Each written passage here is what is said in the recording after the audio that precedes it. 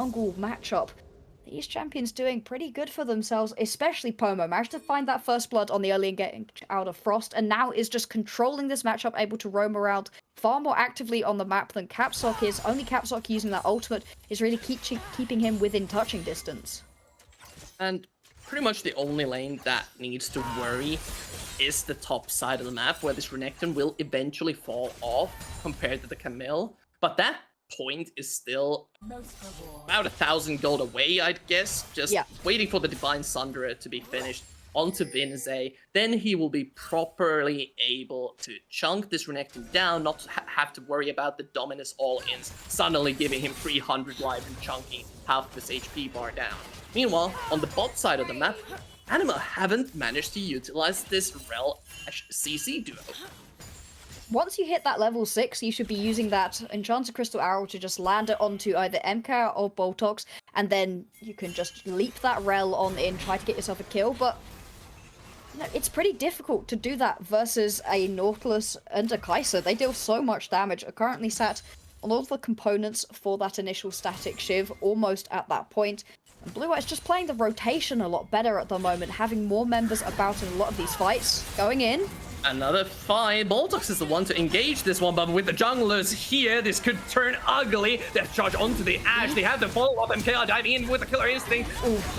Andish thought, but Davinder certainly will die. Pomo, first one to rotate over as well. The Galio just a little bit late to the party, and now with the Herald on deck, they can try to crack this tower down. Arrow lands onto the Mumu. This could be bad for Blue White as their Mumu just falls without spending a single cooldown. Anima defend the tower well. There you go. That's the combo that we've been looking for out of Anima. Well played to defend the tower, like you said. Still, though, it was an initial good play out of Blue White, managing to pick themselves up couple of kills, and you just have more power right now onto this Kai'Sa than you do the Ashe. Ashe takes a little bit more to be able to scale to a point at which you can find those aggressive plays. Ashe always going to be good on the disengage, constantly running away or chasing down a low health target, but in a straight brawl, I would take the Kai'Sa every single day of the week. Voltox making it work too with those Nautilus hooks, just constantly laying down the pressure to make sure Anima can't go in onto anything. Top lane, my Cash.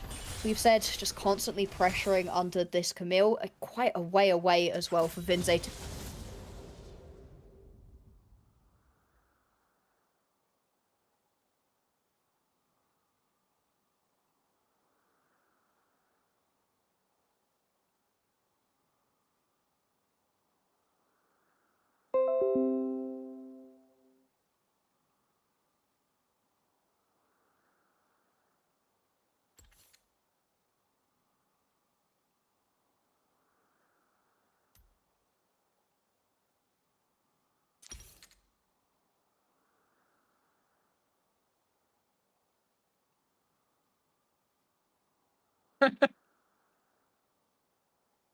Okay, we've... Hello. Hello? Are we back?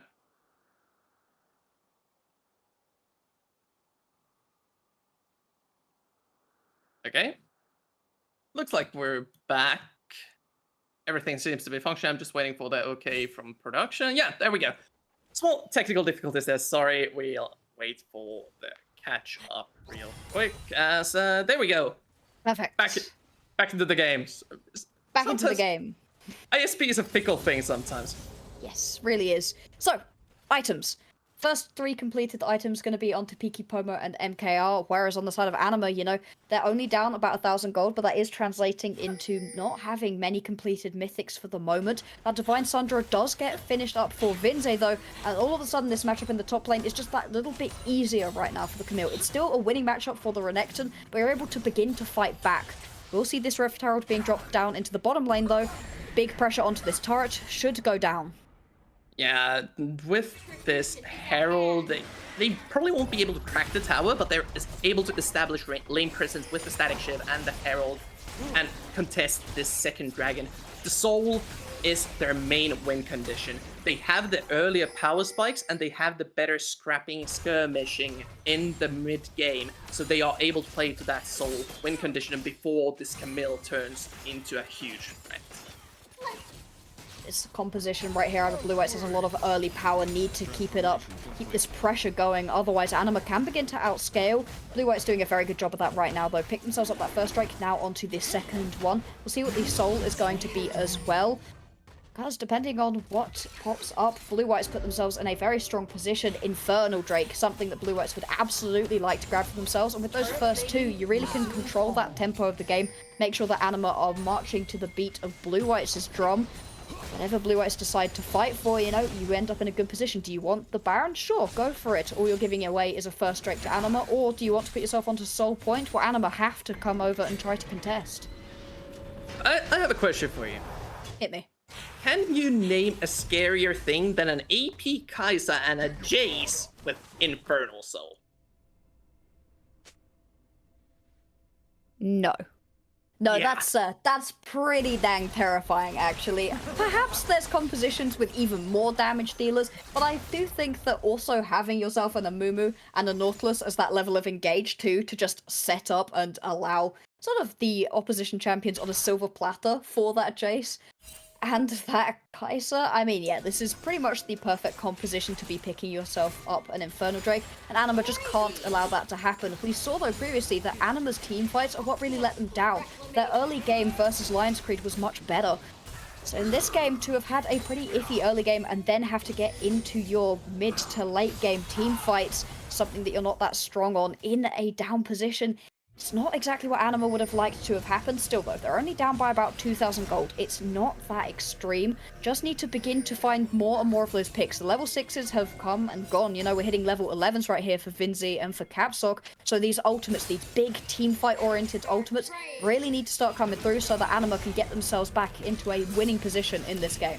Well, Tark's getting stunned up, but with no follow-up from Anima. That's a huge cooldown now wasted, basically. And Frost instantly just says, well, we can't fight over this anymore. It's the full 5 members of Blue White. Whoa, okay. The patience bar from Herald is looking a little scary there. Yep, running back into the pit goes. Just Blue Whites. You can't have a Blue White versus Anima without a little bit of trolling happening from neutral objectives. Well, with that, they still are able to secure it, and Galio is the one split pushing bot side, not only able to crash the wave, but I think Jace might be able to even catch that one up before most of the minions fall out. Yeah, he's just able to get most of the wave. Yeah. And with the bot side tower already low, Blue White can keep pressuring this. And that previous team fight is exactly what we needed out of Blue Whites. Poke, poke, poke with this composition. The accelerated shock blast out of this exceptionally accelerated Jace as well is just huge. You saw the amount of damage that it dealt onto multiple members, chunking them down for a huge amount of HP, and it meant that there was no way that Anima could try to fight into that team. Oh, this is a hard commit from Anima, but it works out. Just too much true damage being laid down by the Camille, and the Bellow is just melting the HP bar off the Crocodile. I did not think that my Cash was going to die that quickly. Clearly, my bad. With that Kraken Slayer on the Belveth, I mean, clearly you're able to just shred through whatever's in front of you, especially if it's tanky. Divine Sundra 2 on Vinze means that it was light work to get through that Crocodile. See here, nice highlight right here from observers, is going to be that Night Harvester onto the Galio. So not looking to be tanky, actually looking to deal more than enough damage getting into the backline. And you kind of need it because there's no real AP damage anywhere else in this composition for Anima. You have to have this Galio trying to deal it. And that can get a little bit risky because when the Galio goes flying into the backline, if you just die all of a sudden, you're not able to lay down that same amount of CC that a more tanky Galio build really can do. And it's all about the wombo combo. Basically for both teams, now that I think about it, Blue Whites has the counter engage with the Curse of the Sad Mummy and the Death Charge, so if Anima ever presses the trigger haphazardly, it could spell some trouble for them, and so this could spell trouble for my Cash as well. Capstock Frost will be finding an angry Crocodile roaming around the bot side. With his blast gun, he's able to hop away, and Capstock nowhere near to secure additional CC. And Blue White's instantly responding in the mid wave, putting down the Herald somewhere tower fell, not sure where. Oh, well, it doesn't matter. Here's the Gallia ultimate for you. Combined with the Magnet Storm. Anima looking into meltdown. Zamumu. Additional CC being layered down. Vinze is now here. Wow. 2 kills now secured by Animas. Blue-white on the retreat. Dovender flashes forward, fighting MKR. Loses life instead. Mycash away from the rest of his team. Will get collapsed on Hex Cultivation down onto him. And additional kills to follow as Frost is huge. Shutting down Bomo and securing a huge team fight with Anima. That's the teamfight composition for Anima finally coming online, managing to find a huge amount of kills, 4 kills for only 1 onto Dovender.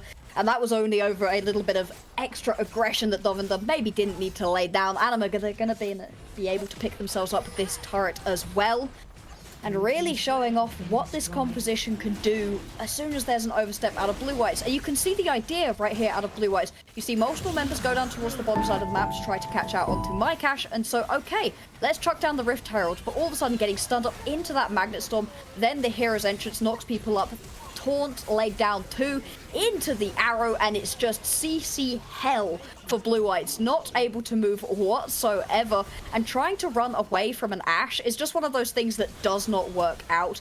And you can see MKR in the backline trying to lay down as much damage as possible with that Cathian Brain. But at this point in the game, MKR isn't able to do that big AoE damage that you need to win a team fight on the back foot like that. So Blue Whites, despite the fact they had a really good early game, Anima fight back with a brilliant little team fight. The items and the evolutions just aren't there yet for MKR to affect the team fights too much. Also, he's way behind of Relentless in CS. Almost 30 CS advantage, and with all those kills coming up, that's a 500 gold deficit in the AD carry department. Anima is just trying to run away with the power of the levels coming in on this Ashe, and Galio just abusing the base damage and short cooldowns on the CC abilities, finding pick after pick, as we see here. Another Death Brush being set up from.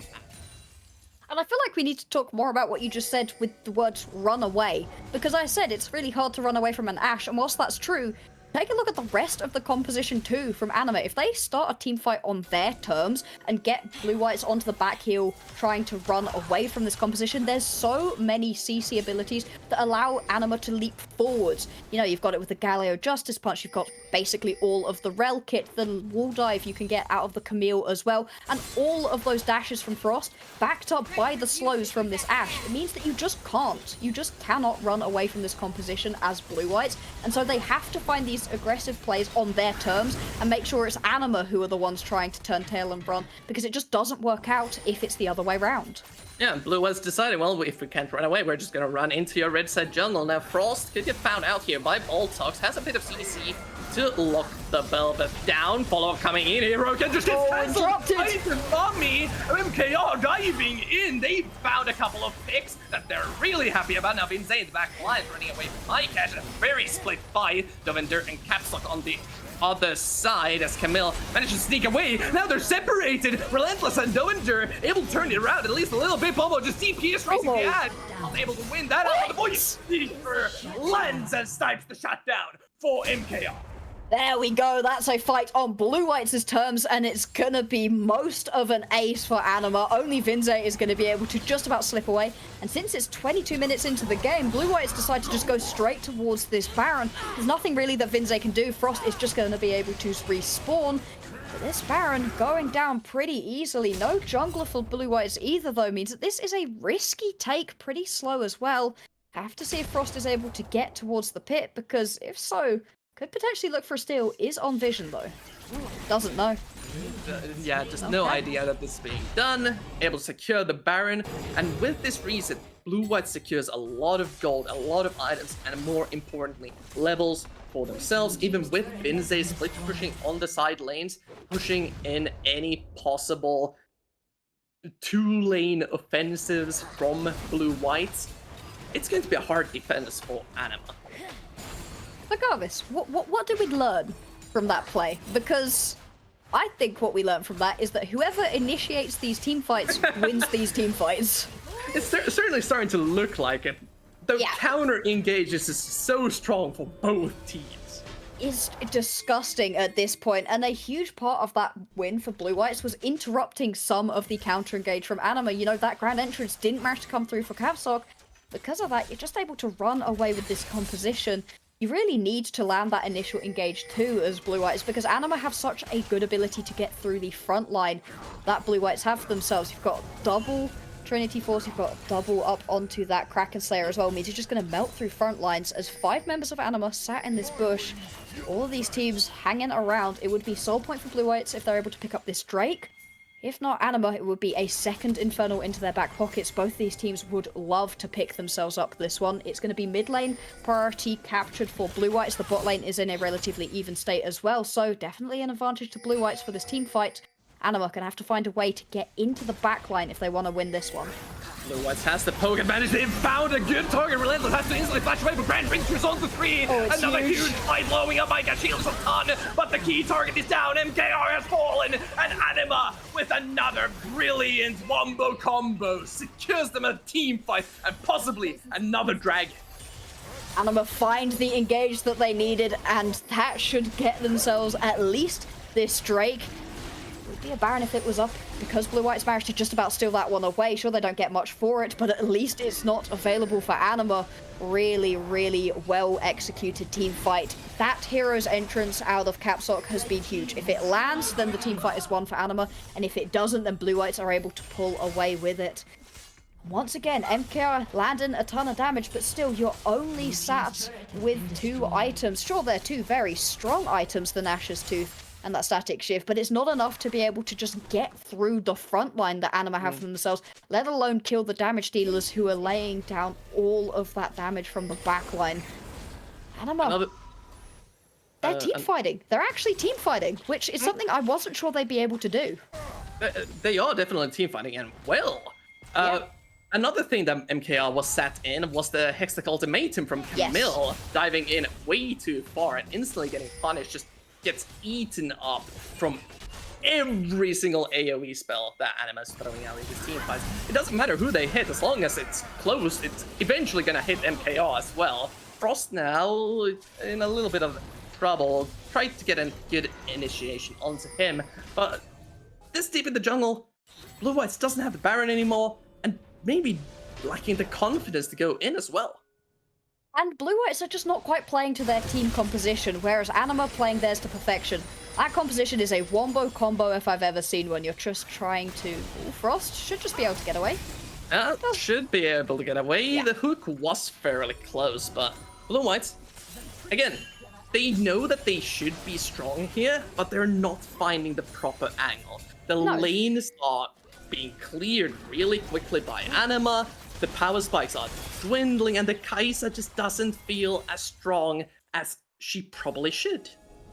Exactly. Your composition for Blue Whites should be poking out everybody first of all with those accelerated shock blasts, with those prey seekers from MKR, and then you look for the team fight once Anima already down on a chunk of health. Instead, just going for the straight 5v5 isn't going to work when you're up against a wombo combo composition. Lindsay and Capstock have been using their ultimates together really well, and that's exactly what you need to do as Anima. They're showing that despite the fact that this team is sat... Oh, Pomo. Get chunked instantly. That's health HP from 1 Q. Disgusting. How is Blue Whites going to deal with Lindsay now? 2 items. This is 2 items. Yep, that is just 2 items, 1 mythic and just 1 regular old epic item. And the Precision Protocol did that much damage. I mean, Camille certainly is one of the champions of all time, leaping around the map, managing to chunk people out like that, and the amount of true damage as well that you can deal with this Camille is huge when you're up against a couple of tanky pieces of frontline in Mycash and Boltox, just able to get through them nice and easily. See, everybody from Anima sat around this Baron pit. It's going to be spawning in just a minute's time. Lots of vision right now for Anima, and that's what they need, because you want to get into the backline and find that big hero's entrance. Still though, there's the poke beginning to land out of Pomo. Chunk's relentless for a good chunk of HP. Arrow gonna miss completely wide. That's a big cooldown now for a potential team fight. Yeah, Blue Whites could try to turn this one around. They find the hook canceling the hook shot from Camille. That's a key target found. Hero's entrance. Let's see how many. At least 2. My cash goes golden, but Vinze already out of supply. MKR Bomber still free hitting. Frost diving into the back line, but not able to secure any kills whatsoever. Peaky so low. Just the AD carries dueling to the death, but they're not able to deal enough damage. Void Seeker, just one more to execute. Voltox and Capstock now trading blows, and up alive. Vinze has a recall and is now rejoining the fight. Same for my cash. We could have this skirmish going for a little bit more, but no, both teams deciding to, let's just calm down a bit. So for anybody who is just listening to this cast and not actually watching the game, you know, you've turned away to do something else, guess quickly in your head how many people you think died in that engage. Because if your answer was 1, then you're trolling and lying and you were actually watching the screen, because only Dovinder died in that entire engage, despite the fact that we had a million flashes blown, all of the ultimates going down, so much damage, people walking away with just slivers of HP left, and still everybody does limp away from that fight. Vinze just about able to survive in onto that one, and it was such a close thing. You can see the initial engage, but just gonna use that Hextech ultimatum to go invulnerable and then leap away as the hero's entrance comes in. Healing out of my cash flashes away. Frost going forwards, Peaky having to just jump out. Boltox missing a couple of key hooks right here, and the poke on the re-engage is huge. Watch this hook right here out of Boltox, because it's going to be the golden from Capstock, and the hook from Boltox looks like it's just milliseconds away. It's a perfectly timed flash out of Capstock to get out. It means that nobody really dies in that situation. Looks like there's a contest for the Baron, as the dragon has already been slain. Teleport's being channeled out by Blue Eyes. They want to contest this, and they are looking for the turn. Anima wants to go in. Bomo is not in this fight. Blowtox is going to fall. Arrow landing onto their Mumu. That's another easy pick for them. Curse will slow them down for it some time here, but now that's 2 members down from Blue Whites, and the Baron looking mighty tasty for Anima. 40 seconds now onto Peaky. Can MyCash, Pomo, and MKR find a way to dissuade this Baron? Some low enough health bars on Anima. They have the poke to at least deal some damage. Ominous gets popped, and the hero's entrance zoning them out, but there's a ton of damage. They're still wanting to fight this, but the Renekton just not tanky enough. MKR now running for the hills. Doesn't have his flash, but does have the support of FOMO. Just kiting as much as they can, but it's not enough. Hextech ultimatum will secure the eventual delayed ace for Anima. There we go, Anima once again finding themselves a big team fight. We didn't get to see how that one started out, but it results in Anima picking themselves up a delayed ace, and the Baron pushing forwards right here onto this tier 2 turret, making their way towards the blue-white space. Anima looking to play spoilers right now. Sure, they're 10th place, but absolutely still fighting in this Div 2 tournament. They are with 20-second death timers. They're looking to close out the game. They haven't managed to do this in a while, but looks definitely like they're about to do it. One last fight. The tower blows up. Relentless hitting the Nexus. No matter about the KDA. They want the win. And boy, do they secure it. What a game out of Anima. It was back and forth the whole way through, but you said it, Carvis. You said it. Remove the nameplates. Which composition do you prefer? And the team fight composition out of Anima was really clean, and they played it. Nameplates turned back on. These players played the team fight composition really impressively. Yeah, and an amazing game out of Relentless and Vinze. Just star performance even after the small early game flubs. They kept their cool, they kept it consistent, brought out the advantage that they knew they were gonna get. Early laning phase so strong for Ashe, able to get the CS lead and flex that in the mid game. Top side, Camille eventually outscaling, and the Hextech ultimatum's always on the key targets. Sure, he might have pushed some people out of a Gallia ultimate with that one, but it's the only mistake Vinze made in that entire game. Just a really damn clean performance from Anima.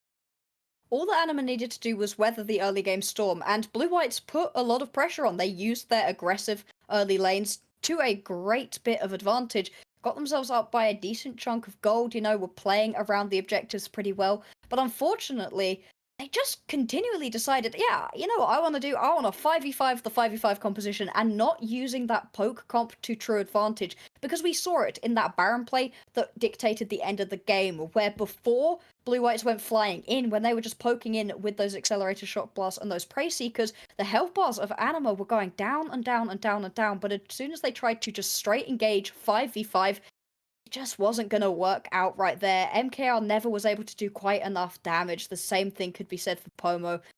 And hey, Piki tried really hard. The early aggression was pretty nice out of this Amumu. You saw a couple of really nice Curse of the Sad Mummies, but they weren't in those big moments, unfortunately. It was Anima in the big moments who were really able to make it count. And I'd like to put a special amount of, like, praise right here onto Capsock. Those heroes' entrances really won them the game. Yep, it was a very nice Trinity Wombo combo that they played out to secure the third win and putting Blue Whites into a pretty precarious situation regarding the standings. Will be interesting to see how that plays out in the future. But that has been all the games done for us now on this invasion stream of the mainstream for Division 2. It was a pleasure watching all 3 games. Thank you, Bloxer, for joining me for the final one. We will see you, I'm not exactly sure when we'll see you next time. We still have some group stage games to go. Saturday? We'll see if we have enough games for those. If we do, make sure to check out NLC socials. Make sure to check out team socials. We'll certainly have some games for you still to come. I've been Carvis. Thank you, Boxer, for joining me. And with that, we are